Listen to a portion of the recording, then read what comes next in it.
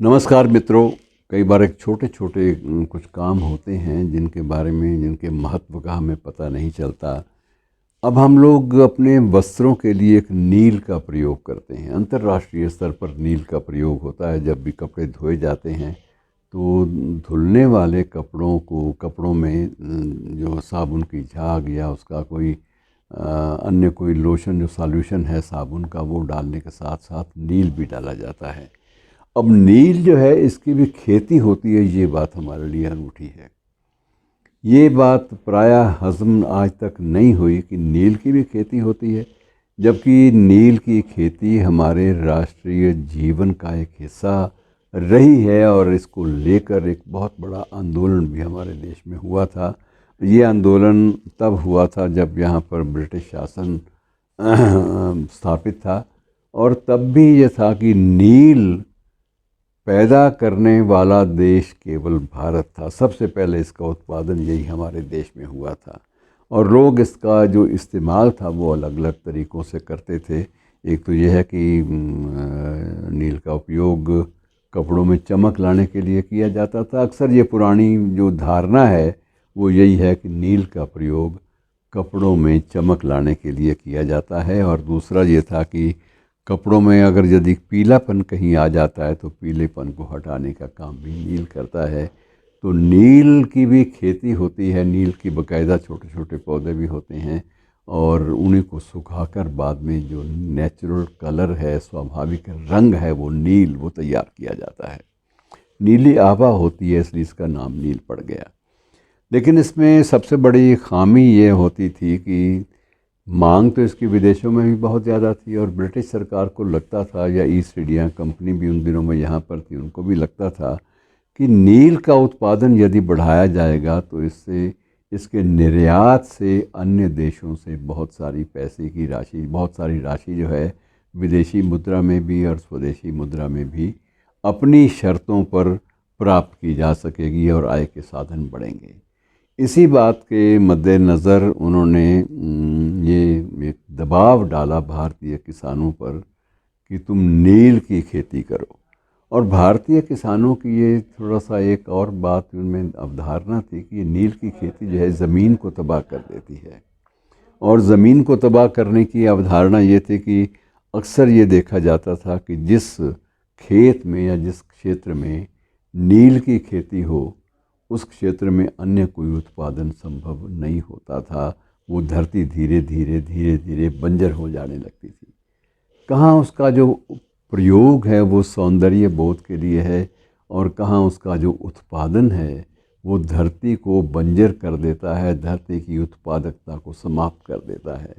तो किसानों ने संयुक्त रूप से फैसला किया कि हम ये खेती नहीं करेंगे, जिससे जो ज़मीन हमारी की उत्पादक क्षमता है वो भी धीरे धीरे समाप्त हो जाए।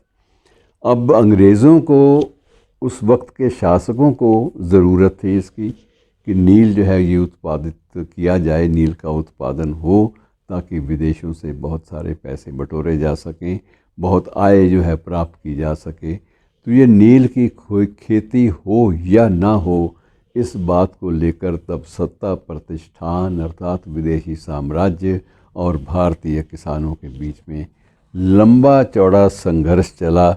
और एक बीच में थोड़ा सा मैं आपको और बता दूं कि सिर्फ कपड़ों की धुलाई में इसका प्रयोग नहीं होता था। इसका प्रयोग इसलिए भी होता था कि जो घरों में जो पुताई होती है उस वक्त ये माना जाता था कि घरों की पुताई में किसी केमिकल, किसी रासायनिक रंग का इस्तेमाल करने के स्थान पर नील का प्रयोग किया जाए, क्योंकि नील के प्रयोग से माना ये जाता था कि घर जो है वो पवित्र बने रहते हैं, उनकी पवित्रता बनी रहती है।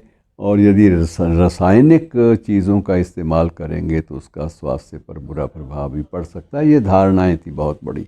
तो ये इसका जिक्र बीच में इसलिए करना पड़ा कि सिर्फ कपड़ों के लिए ही इसका प्रयोग नहीं होता था, बल्कि घरों में पुताई के लिए भी नील का प्रयोग होता था।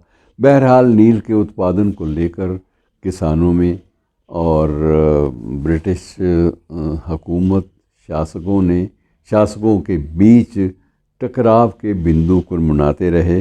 और थोड़ा सा इतिहास भी इसका देख लें कि बंगाल में हमारे सबसे पहले नील की खेती का श्री गणेश हुआ था, और ये सन 1777 की बात है जब पहली बार बंगाल में नील की खेती का प्रादुर्भाव हुआ था।